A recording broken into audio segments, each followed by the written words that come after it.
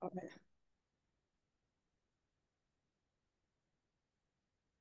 Hello, everyone, again. I'm glad to be with you today and to take you through my second part or about institutional repositories. And we normally like abbreviated IRs, capital I, capital R, and S for plural. Okay. So at the beginning, I wish to define what is an institutional repository. An institutional repository is actually a digital archive of everything at your institute, and it's designed to collect, preserve, and disseminate the intellectual output of an institution, and with a particular focus on research institutions. So, um,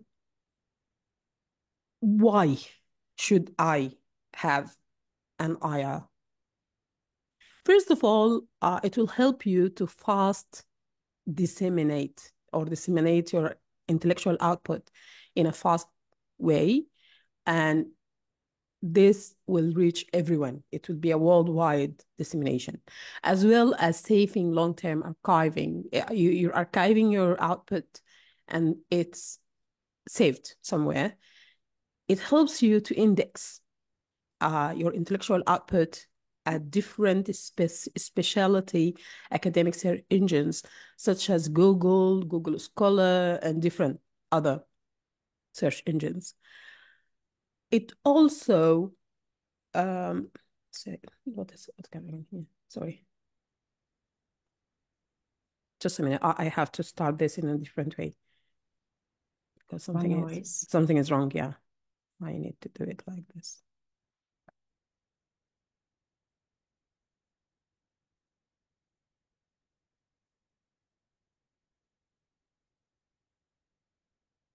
And you will have a permanent unbreakable rule URLs for your data, your intellectual output out there.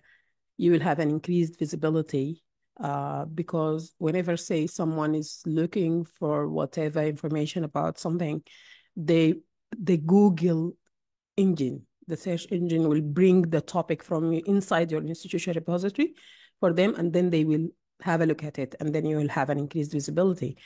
And there will be a possibility for a full text search as well. So these are the main six reasons why people create institutional repositories. And this is actually can be summarized into that repositories are a key facilitator for discovering research outputs, specifically within our African context. So what I've been doing during the last couple of days is I was trying to evaluate what's up to date, uh, how we compare in Africa to other continents, and then how do we compare inside Africa? I mean, the countries themselves. Africa is composed of 66 countries, and I will take you through a journey or a statistical analysis, very simple one, to have a look about at which countries have IRs, how many IRs, which are the best, I mean, in numbers of IRs, uh, and how can we improve this? And I will compare this with the other continents' outputs there. The data is collected from the Open Door. It's a registry of institutional repositories. There are two main registries we know about. These are Open Door and ROR, ROAR. And I decided to collect data from Open Door because it's just easier than collecting it from ROAR. OpenDoor is updated regularly, but you can combine data from both if you wish to have a look. This data was collected or accessed this July on the 21st. When I looked at the number of repositories worldwide, you will find there are 5,000, almost 6,000 IRs. And the majority of these IRs are based in Europe. Europe is the smallest continent, but the majority of these are there in Europe, followed by Asia, and then North America, then South America, and then Africa. If you compare the number of countries in these continents, then this is like an upside down view of things. Africa is the largest continent on Earth, and we just have 271 repositories registered at the Open Dua, and this composes only 5% of the repositories, the registered repositories. Europe, actually, Europe IRs compose 39% of the registered ones. And as I said earlier, Africa is just 5%. This small portion is Africa. So if I go deeper and have a look at how many countries per continent have IRs and calculate the percentages, and this is the graph I got. The countries that shares lands on Asia and Europe are 5 countries. All of them have repositories. So this, they come 100% of the countries which are shared between the 2 continents have their own IRs, followed by Europe, from which 80% of the countries have their own IRs, and then Asia and North America with 40-something%.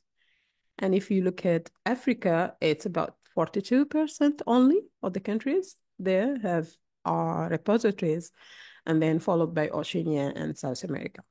So if you look at like how many countries have IRs, then the best countries are 5 only, followed by Europe. So let's go in deeper and have a look at Africa and African countries. And as you can see, the majority is blank like this, okay? The numbers you can see on the countries, this reflects the number of repositories in these countries, the registered number of registered IRs, and it's color coded here. So when you see a yellow, it means 1 to 2 repositories. Brown means 3. Orangish means 4, and the red means 51, and things like that. So as you can see, the highest number of registered IRs in the Open Dua comes from South Africa. These are 51 repositories. They compose 18 or reaching 19% of the repositories in Africa, followed by Kenya. In Kenya, you can see 49 registered IRs, and they compose about 18% of the IRs in Africa. And then Nigeria comes next with 34 repositories. Algeria and Tanzania shares the number. So you've got in Algeria 20 and Tanzania 20 as well. And followed by Sudan and Uganda, each have 16 repositories, comprising 5.9, reaching 6% of the total number of repositories in Africa. This is a sad thing for me. I'm glad that, but it's like changeable, you know, because I'm glad that in years starting from 2012 up to date, 2024, we have registered 16 repository from Sudan. Sudan is a new player, you know, in this field, but we have managed to do that. And this has a lot of work behind it, because registered IR in Open Dua means that you have built a website for this. You have trained librarians, you have trained researchers, you have trained IT personnel, you have set OAI, OPH, and metadata policies. You have set some more regulations. This is a lot of work, and conducted by 16 institutions in the country means a lot to me personally.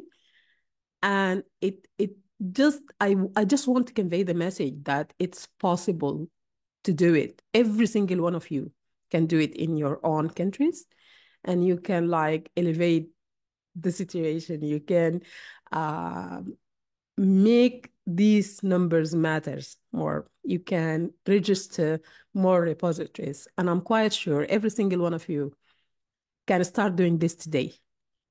Talking to people about the importance of repositories, about the visibility you will get, about the majority of research that's conducted at the continent level, which is not out there for people to make use of.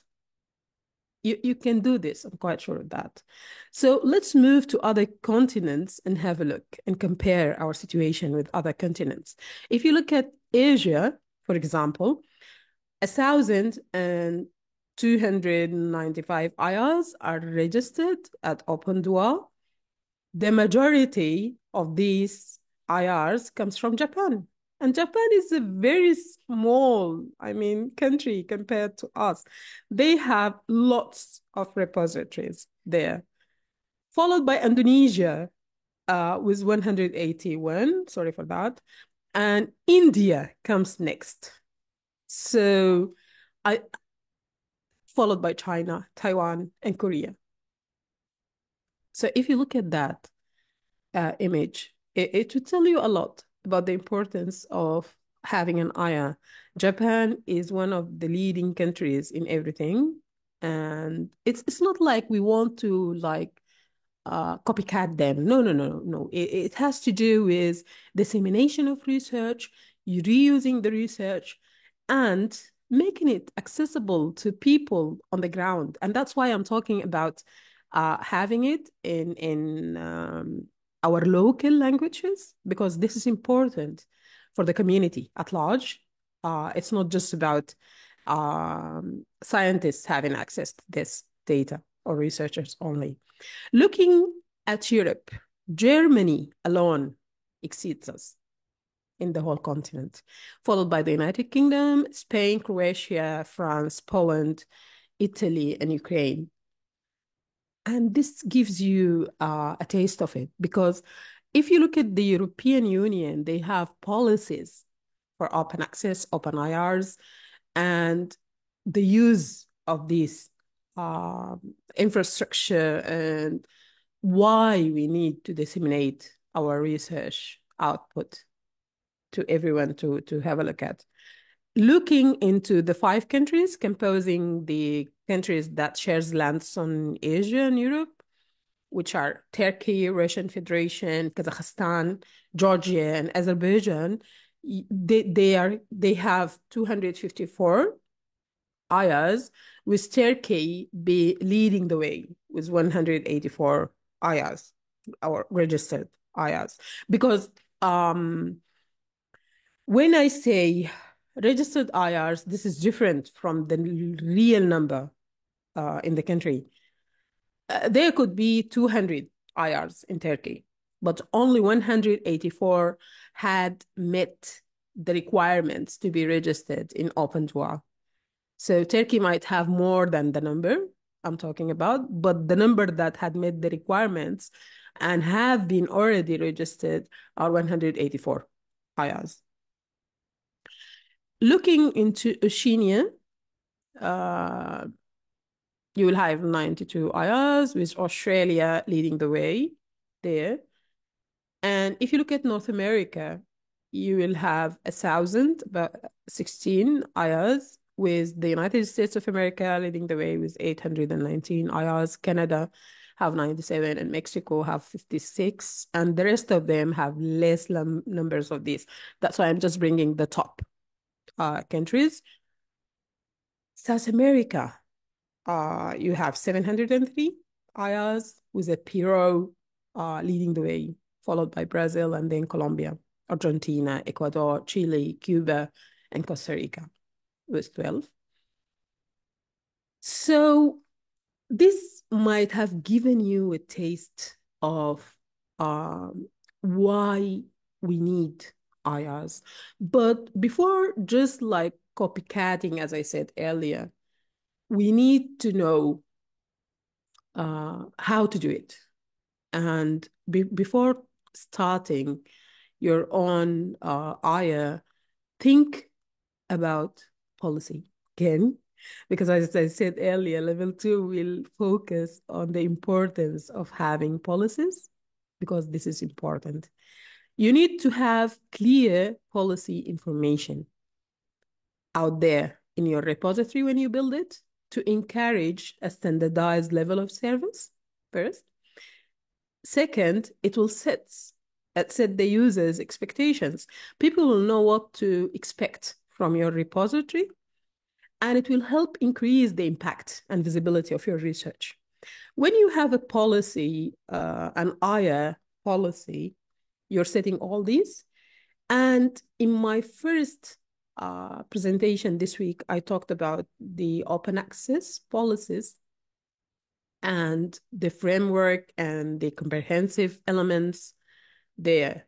So are there differences between an open access institutional repository policies and the open access policies? What do you think? I want to hear you.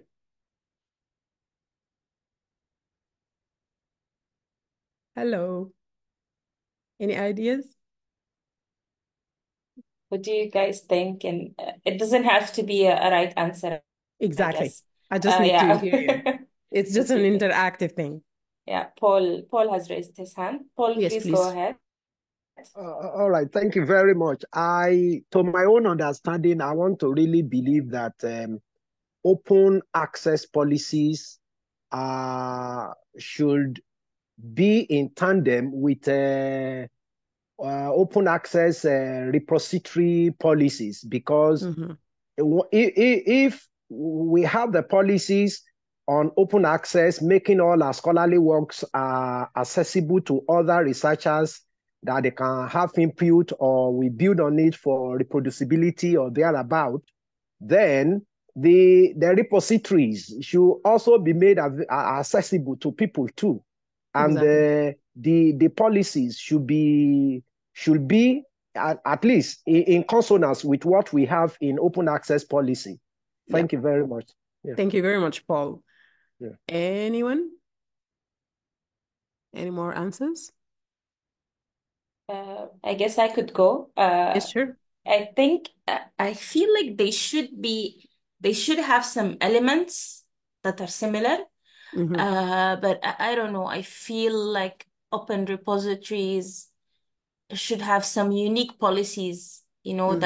that are at the interest of the institution, or the researchers at the institutions. I think there might be a difference between Okay. them. Yeah, Yeah. yeah. Yeah. Any other answer? Okay.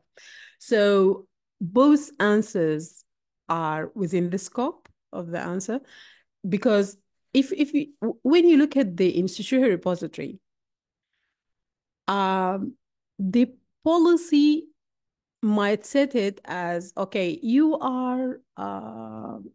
can voluntarily deposit. Deposit means add your research or intellectual output to the repository.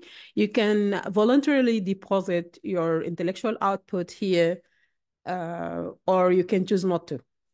Okay. In other institutions, the it will be mandatory.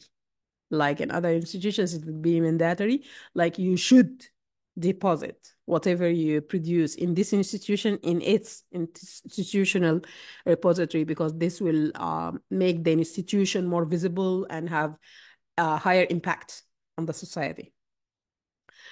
But looking at the open access policy, it will be something like you should publish what you produced under this institutional umbrella open access.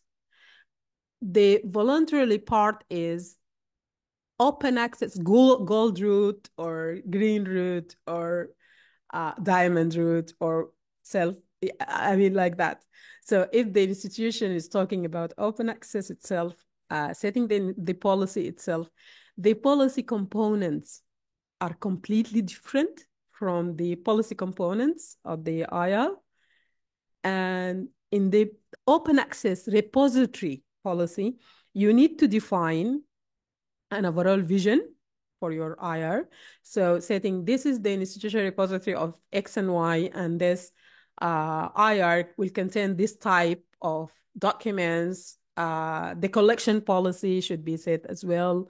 Like, okay, all PhD theses and all MSc theses and all intellectual output produced by the faculty members in this institution should be, or maybe, it depends on whether it's a voluntarily or a mandatory policy, should be deposited or maybe deposited and in this institutional repository, okay?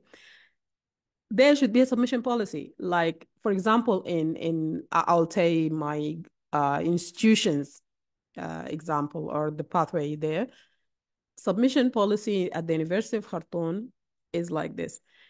If you wish to get promoted into, say, for example, from a lecturer to an assistant professor or assistant professor to associate or whatever, then you need to submit all the documents, the papers, the manuscripts, the publications, things like that, to the DC department. This is the Digital Content Department at the University of Khartoum, which is a centralized department.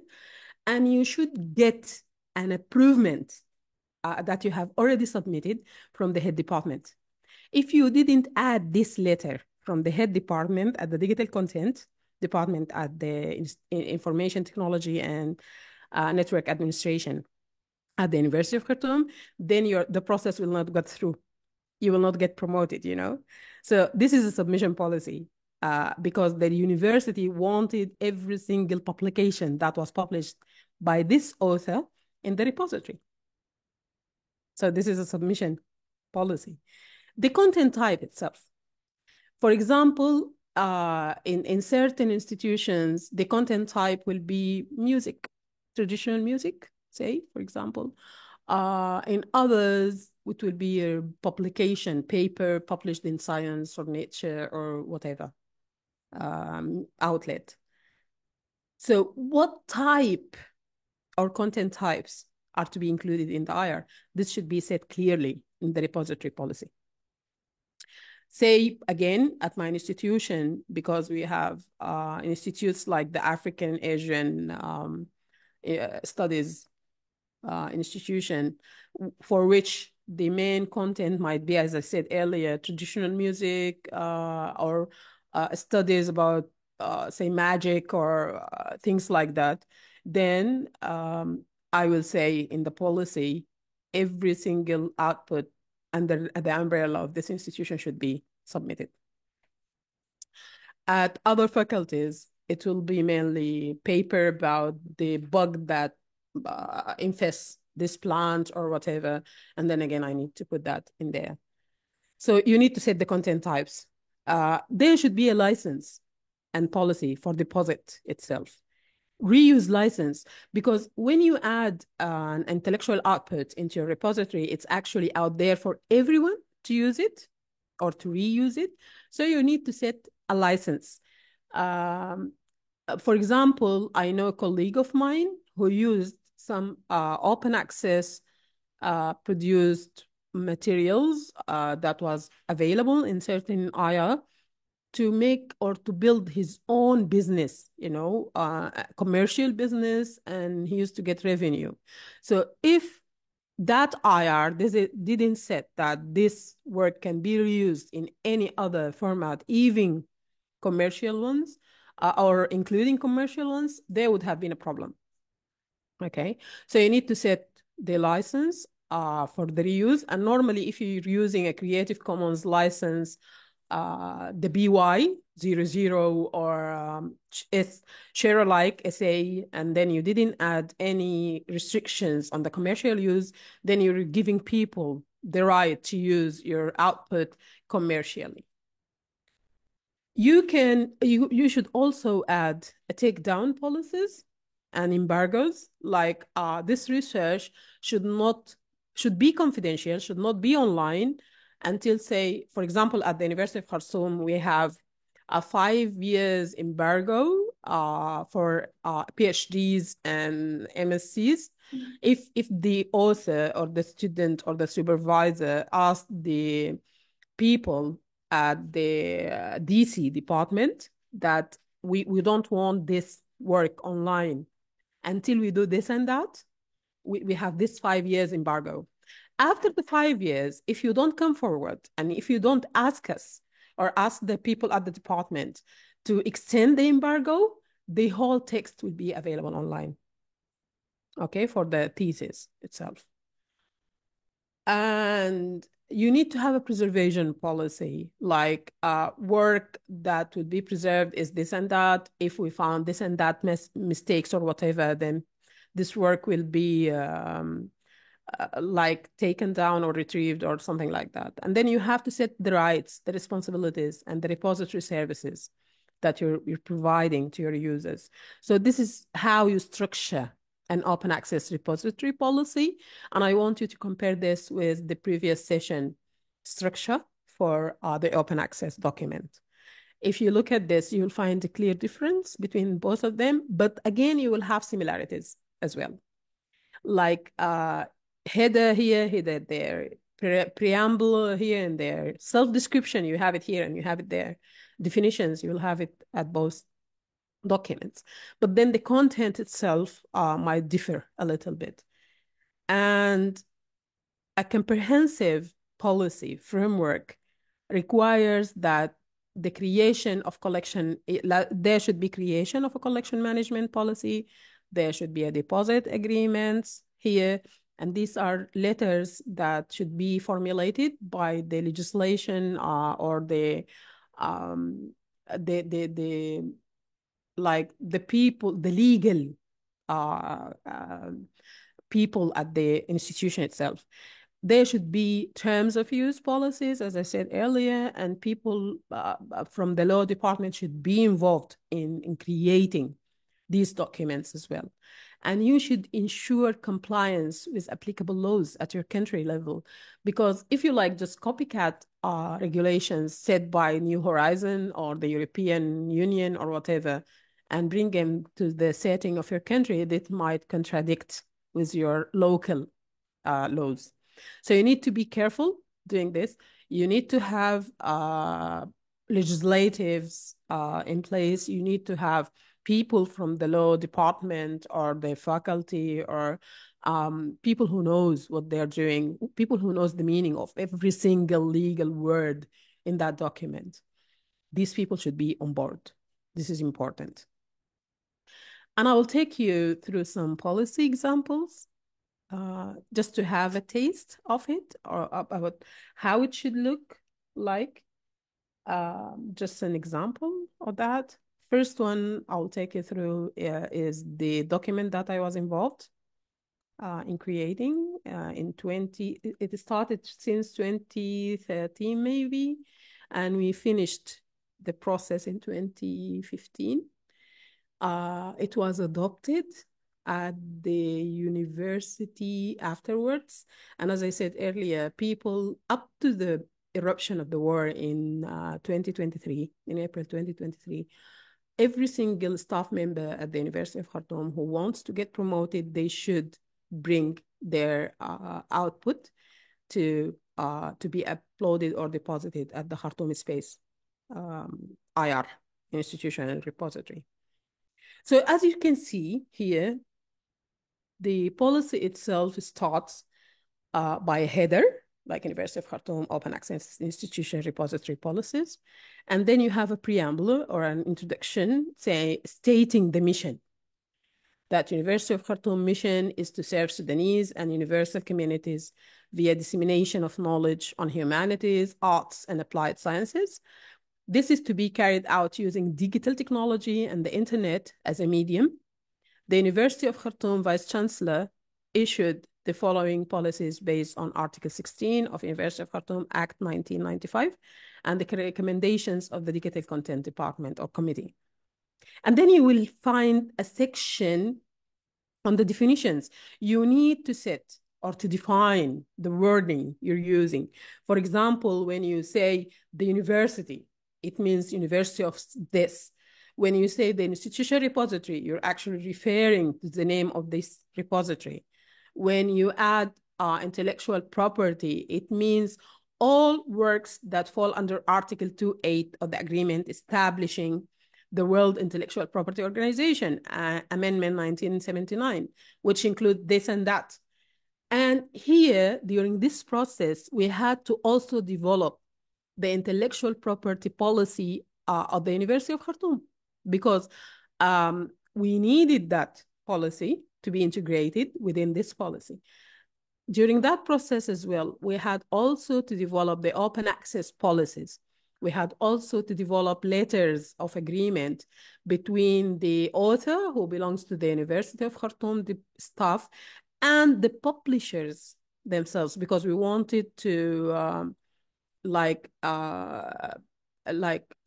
defend or set the grounds and to protect the rights of the author and the university as well. And when you refer to the committee, we mean the Digital Content Committee, because at the University of Khartoum, there was a Digital Content Committee. It's composed of people from the law department, from people like myself at that time, from librarians and the head librarians in the university, because these people are the most important people during the whole process. It was also composed of people from the IT department or the administration, because these are the people who will do the technical work. They need to know what they're doing exactly, and their role is important as well. That's why you will find the committee here, you find the department, because at that time, the Digital Content Department was responsible for taking care of the institution repository, Khartoum Space. This changed in 2022, I think, and then the librarians were involved properly, and they were the people responsible for the IR. And as I said earlier, this is not the standard way of doing it, because the standard way of doing it is librarians should lead the way. They are the people who should train people like me, not vice versa, not the other way around. But this was our situation in Sudan, okay? That people from other backgrounds were leading the way, and librarians came forward later on. You should define as well the type of content. At the University of Khartoum, we set it as works, and we meant scientific papers, books, theses, in all specialties, including scientific, pedagogic, arts, and all those covered under intellectual property definitions. So we had included everything that is produced by a staff member at the university at that time, and the definitions, these definitions. And then we need to define who should deposit. It's not for everyone to deposit at the institution repository. Here we said these are the university affiliates, and then we had to define them. Who are the affiliates? They are the tenure staff members, the fellows, the academic staff on contract basis, because we have a lot of our staff on contract basis. These are external supervisors, evaluators, teaching assistants, undergraduate and postgraduate students. So whoever is doing work under the umbrella of the University of Khartoum is an affiliate, and their work or their intellectual output might be uploaded or deposited into the IR. And then you need to set the objectives of the repository itself and how to regulate it. So these are the objectives and regulations that the university seeks to produce and communicate its intellectual output internationally under the following regulations. And then we had to set the regulations that all university affiliates should give the university a written permission to upload their works previously approved by appropriate councils into the IR. This is done by filing the non-exclusive agreement in Appendix 1. And we also developed a non-exclusive agreement that I will take you through if you wish to have a look at. And based on the given permissions, the university publishes the scholarly work. This assignment is subject to a perpetual, irrevocable, worldwide, royalty-free, non-exclusive license. So here we're talking about licenses in favor of the university to allow others to use that work. And then we have a final approved scholarly work that should be submitted in a digital format, free of charge, to the department immediately after submission. And here we mean the DC department. And as you can see, the wording has, it shows very clearly it was written by people from the law department because of the wording, if you look at it. And then the university has the right to upload approved works in its IA. The university has the right to refuse uploading a work that breaches the university mission, vision, or objectives, that the university does not hold responsibility for incorrect information or mistakes in the uploaded work, and that the committee will be under the direct supervision of the Deputy Vice Chancellor of the university. Okay, so here you set regulations, and then you talk about the type of content. And this comes here, Khartoum Space IR content. The content is, in addition to MSc and PhD abstracts and texts, it contains the following: peer-reviewed papers, books, book chapters, presentations at conferences, peer-reviewed articles, architectural models, scientific art, artistic inventions, historical documents, maps, unclassified documents, and unpublished scientific works. And here we're talking basically about preprints. If you want to add your preprint, you can add it at the Khartoum Space IR. And we said also very clearly the work that will not be published in the IR.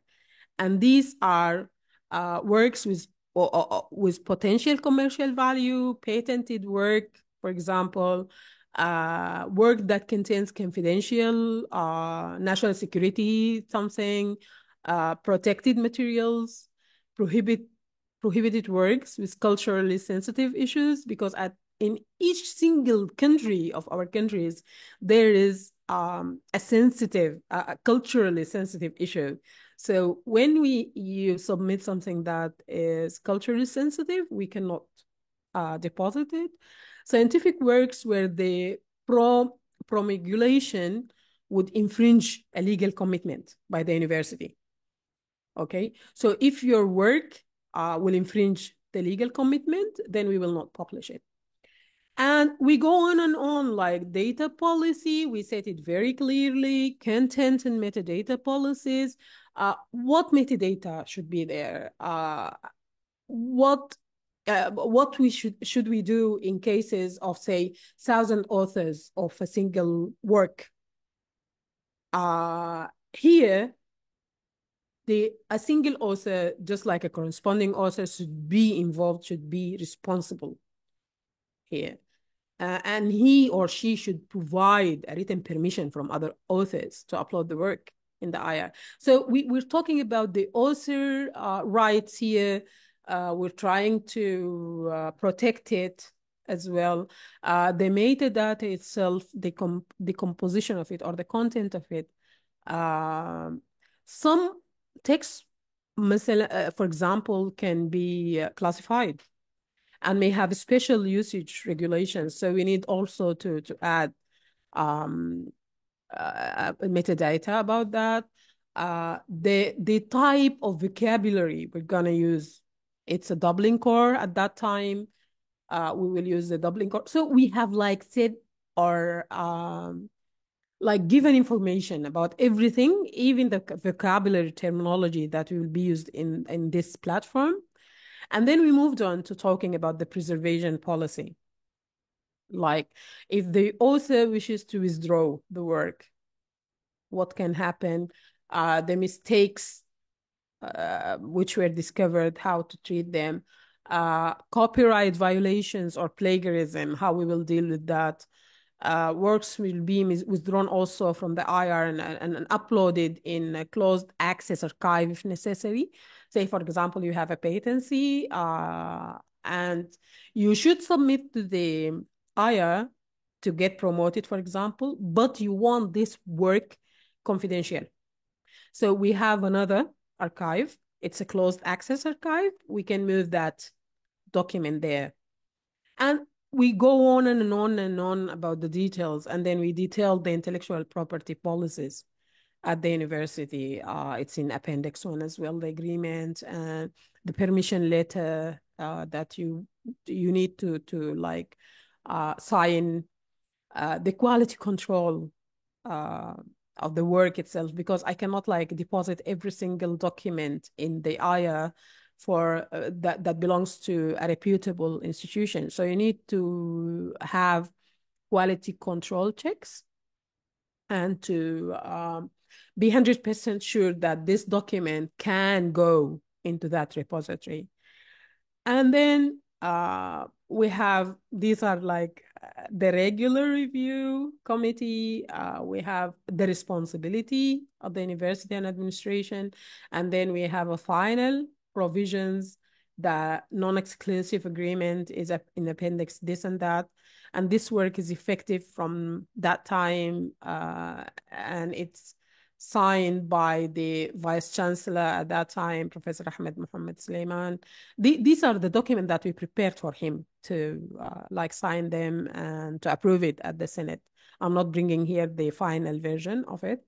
And then these are the appendices, like the non-exclusive agreement that we needed to develop for the authors to deposit their work at the IR, and with their names, faculty or school, institute or center, because at the University of Khartoum, we have faculties, schools, institutes, and centers, okay? And then the department, their signature, the date, and then someone will sign it on behalf of the DC department, and this will be the head of the department normally. And in Appendix 2, we have the permission letter to the publishers that, okay, at the University of Khartoum, we have this IR, and that the author of this title, a conference paper or book chapter or other publication type, they need to request their permission to add a copy to this repository because it's the guidelines of the university. So the authors should send these letters to the publishers. And yeah, that's it basically, the policies that we had developed at that time in 2015 for the University of Khartoum. And this policy was actually the Ministry of Higher Education and Scientific Research at the federal level. They wanted to adopt it for other universities at that time. But as I said earlier, the revolution happened and things were on hold. And the country was in turmoil afterwards during this war. And we hope that things will get better, maybe after this war stops.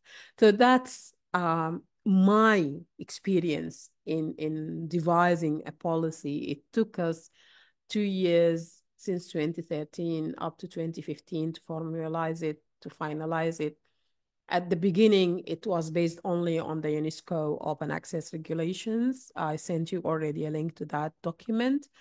And then people started like, okay, why not using or bringing on experiences from the region? So we started like bringing policies from universities around us, like policies adopted by Kenyan universities, by Egyptian universities, by other countries around us in the region, by Ethiopian universities and other, et cetera, et cetera.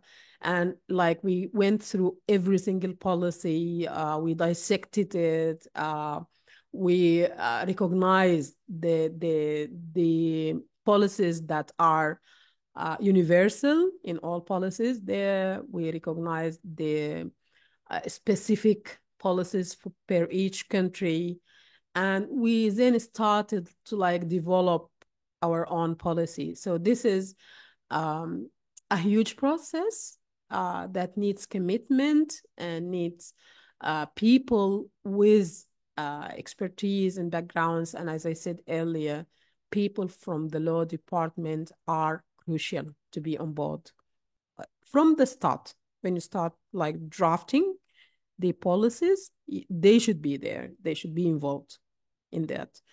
Other examples, say for example, this is an institutional repository policy produced by the University of Louisiana at Lafayette. And let's have a look at this one. Just as another example. I will not go through every single detail here because I think we're out of time, but it's just like to have a taste of different policies. Here, you will have like find article on databases, like you have different, this is a listing there, and you will find the institutional repository policy about us. Anyway, I'm leaving you the link. You can have a look at it later on because I can't find the exact policy here now, although I've linked it, you know. Anyway, so let's go to another example from Tanzania. Like this is the institutional repository open access policy of like the Moshi Cooperative University. So you'll have it in 17 pages. You can go through it. And as you can see here, they have the introduction, they have the vision, mission statement, the core values. This is new, we didn't add it there. Their motto, and then the framework itself, an overview, policy statement, the goals, the objectives, the scope, the rationale and justification. So this is just showing you that a policy is an evolving thing and it depends really on your needs at the institution itself. But the important thing is to have the content type, the submission, how the policy, the access, use and reuse, the preservation policy. So these are universal. The withdrawal policy, the quality control, these are universal, and the copyrights as well, and the intellectual property as well, okay? But the other things really depends on the needs of your university. You give it the taste of what you need. Another example is here coming from Aga Khan University. And again, as you can see, the policy setting is a bit different. It's only 3 pages with the purpose or introduction, policy statement, definitions, scope, and responsibilities. And then you go into the core, the policy content, who can add, who can contribute to it, the materials or the content type, and the deposit policy, materials preservation, material withdrawal, and then contact information, like the Aga Khan Library, Aga Khan University Library. So these are just examples of policies. You can have a look, or you can search to get other, I mean, to look at other universities or other institutional repositories, policies, and to like study them to like know what to do.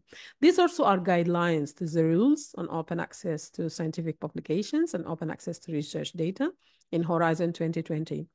So this is again a useful document that you can go through. It's 11 pages.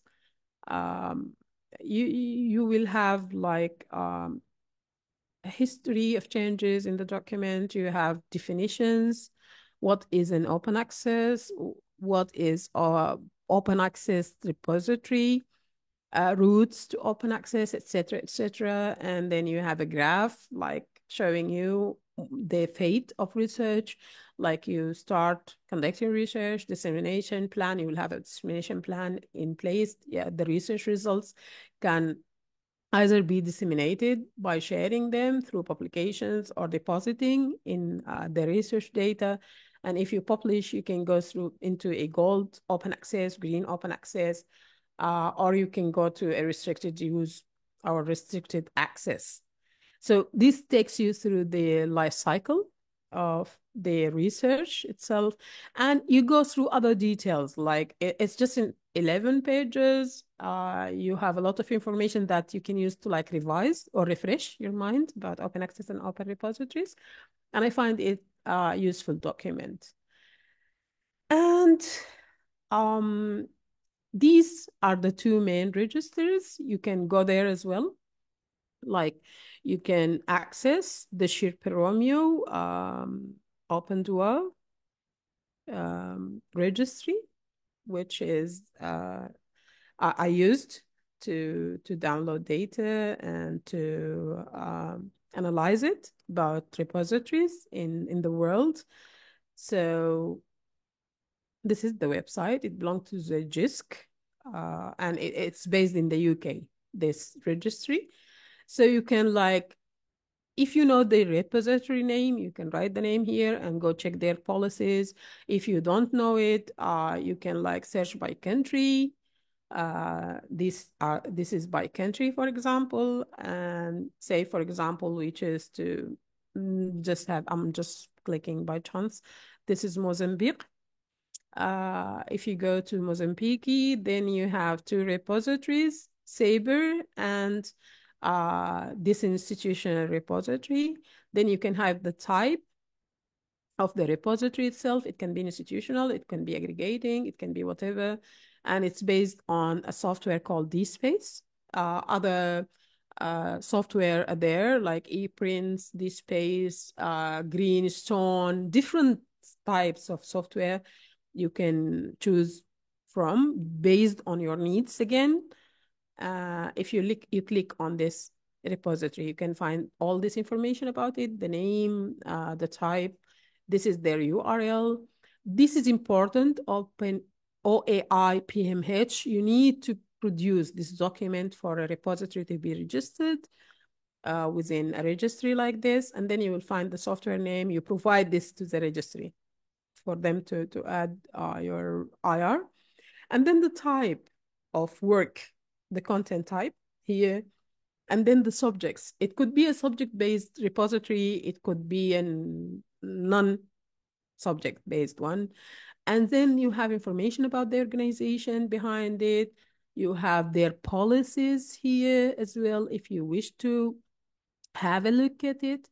So if they provided the text to this registry, then you can have a look at their access policies.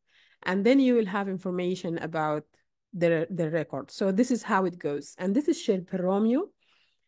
Sherpa Romeo is an important player in open access. You can find a lot of information there. It's not just about IRs. It's not just about open access. If for example, there is a journal you wish to publish in and you don't know whether it's a predatory or a genuine scholarly journal, you can go to Sherpa Romeo at the ISSN number and check who publishes it, whether they are genuine or not, because they will be in this database as well as other databases. So it's not just in Sherpa Romeo. Sometimes you will find the record in Sherpa Romeo. Sometimes you will not find it, but it's one of the useful, websites to use.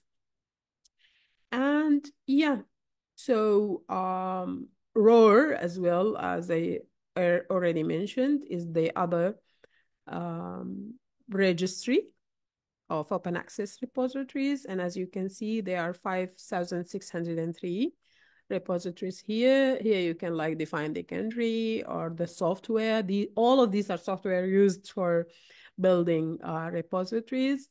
You can like set the type, whether it's a research, institutional or departmental, or a multi-institutional repository, or a web observatory, or other. You can set which type of repositories you're looking to have information about. And then you can sort by activity, by most recent documents deposited, by repository name. It depends on what you really wish to have, and then you can click search.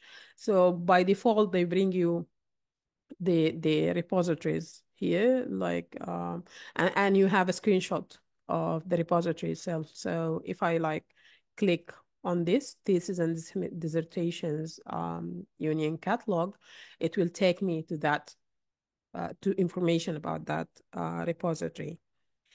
So yeah, I think that's it basically. So and sorry, I I used more 4 minutes. Yeah, I mean, yeah, thank you. Actually, we wish that it wouldn't stop, you know. Every slide was more interesting and more important than the previous one. And again, thank you, Rania. It's You're amazing welcome. to have, you know, an African that was able to do that within an African setting. I think this is very important. And as you said, we can do it, you know. We can, yes. It's not something impossible. We just need, you know, to exactly like what you're presenting, you know. And I think you're making it easy for everyone else, because I'm sure that you came to these like the organization of the information and the steps needed. I'm not sure if you got training on that, but I don't think No, it was easy. no, Yeah, I so didn't get then it any wasn't training. easy. Yes, for you to. So I think you've given all of us just a shortcut, you know. This is what you need to do. So we cannot thank you enough, Rania, to be honest. Thank you very You much. you're definitely welcome, and it's not as linear as I've mentioned it, you Yeah, know. yeah. It's a living process, it's a lot of work, it's a lot of effort, it's a lot of obstacles, it's a lot of people didn't understand what I was talking about. I Yeah, was doing this. Okay, when I started talking about open access, as I said earlier, people were like, okay, this is not for us, thinking yeah, like that. yeah, But yeah, for me, yeah, it was yeah, for us um, because when I was doing my PhD, I used to live in the UK, and everything was a click away for me. Whatever document I needed, my institution was okay, subscribing to everything.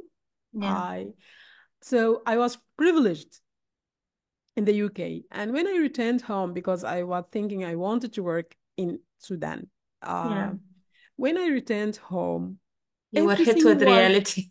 difficult, you know. Yes. I couldn't get any Yeah, paper to yeah, to yeah, for my work or for my references.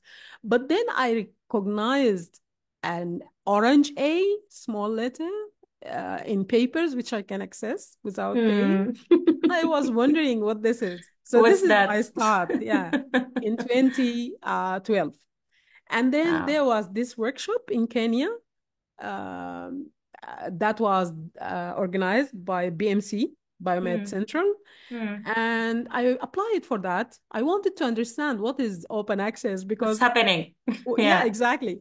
So I went there freelancing. I paid for my everything.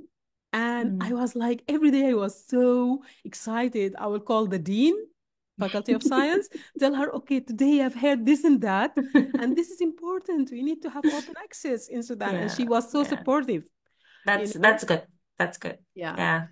And she said, okay, do it. Whatever I tell her, okay, I'm starting talking to BMC people. She said, go for it. And Wow. it was like that. Yeah. So Yeah. returning back home, writing a proposal for the IFL, electronic information for librarians, that I want to do this in Sudan. And they have small grants, $4,000. And they said, okay, they gave me the small grant. And we have done brilliantly with $4,000. Yes. We established the repository, the Awasir Open Access Scientific Repository at the University of Khartoum. And this brought attention to us. And the IFL people were happy because we have built a repository using an over-the-bench scanner, personal scanner, scanning documents, improving the university rank, which was mentioned in the Senate, and this is huge at that time. And things went from there. So it wasn't easy. I worked from 7 to 12 p.m. every day, from 7 a.m. to 12 p.m. every day, trying to convince people about the importance of what is happening. So I just want to convey the message. This is not easy. It's not an easy task, but you can do it. Yeah. And the nice thing, and what we're trying to do with Aaron, is having support, you know? Yeah. For you to know that there are others that support you and that will lift you up. Exactly. This would be really helpful. And I think what you said has brings me back to one of the questions. I don't know if you have some time, Rania. Yeah, go ahead, please. Okay. Musa was asking that he was trying to engage with his institution, and there were concerns about concerns of them sharing information, you know. Typical. And yeah, and some of the replies were, I think, spot on, you know, is that at this point, just like when we started this training program, you know, we could not force this on people, but you guys came voluntarily, and I think, I believe that most of you at the beginning didn't know how huge this is and how important this is. But, you know, and at level 1, we had over 70 trainees. In level 3, in level 2, we have 40. So it shows that you guys are the ones who, you know, understood the importance of that. And I think this should be applied to the institution, you know. You cannot bring everyone on board. Yeah. So you shouldn't put at this stage, you know, because this is a very early stage. You need to build an army. So I think you should engage with those who are open. Expect resistance. Yes, because you will expect resistance. So I think, I don't know if this is a good strategy or not, Rania, but if it came to me, I would first, you know, engage with those who are willing to listen. And then when I have those on board, then together we could, you know, have more power to fight the resistance that, of course, will come from other people. People who are resisting you now, sorry for interrupting you, no, it's okay. People who are resisting you now will understand the benefits later on, and they will support you. This is my experience. In my first training workshop, I was training people for free, you know, like just give me your time, just your time. I will feed you. Okay. Food is important. Exactly. Breakfast and lunch and coffee breaks. I had several coffee breaks there. This is how I used the first grant from the IFL, like providing training. Part of it went to the providing training and giving them certificates by the end of it, and building the repository itself at the same time. Okay. So this is what I started doing. And during that training, people will like tell me, the researchers, for example, one of them was telling me, this is rubbish. Oh my God. As simple as this. Yeah. And he left and he didn't get his certificate of training. So this is what I have been listening to. Others were like adopting it. They were seeing the future. They were seeing the important part of it, Yeah. the improvement that they will get to their lives and their research lives. And as I said, one of them just told me this is rubbish, and he went. He didn't get his certificate, and he was actually like fighting it. But Yes. currently, he's one of the supporters, you know. Wow. Yeah. So the thing the thing is, you will find resistance. People are used to traditional ways of doing things, and it's Yeah. hard for them, especially in the academia, to Yeah. change their ways. But building on the new generation, talking to everyone matters. Go to every single one in the community, speak to them about the usefulness of this. That, yeah, I know there are some issues that you think, for example, some of them will say, I will not put my intellectual output online because one of them said other people from regional university, not regions in the continent, I mean inside the country, like he used the specific name, like this university in the northern state or in the River Nile state they will take my work. I have been exerting effort to prepare my work, and they will just take it for free. And for me at that point, uh, he has a point. He had already prepared this lecture. He had spent a lot of time on it, improving it and everything. But at the same time, this gave me a hint about his personality. He doesn't improve his lectures every year. And Okay. yeah, he doesn't update them. And that's why he doesn't want people to know what he's doing exactly or to use his work. And these are the people I was targeting, you know, like at some point I was a member of the Senate committee at the university. And these are the people I was targeting. Whenever I'm on that stage, I start talking to these people like, okay, don't feel terrified or afraid about people using what you have already done. People might help you actually, because when you put Yes. an idea out there, other minds might work with you, and this will improve the output. It will Yeah. be better. Yeah. Yeah. Uh, Definitely. Yeah. yeah. So again, it depends on your context. It depends on your environment.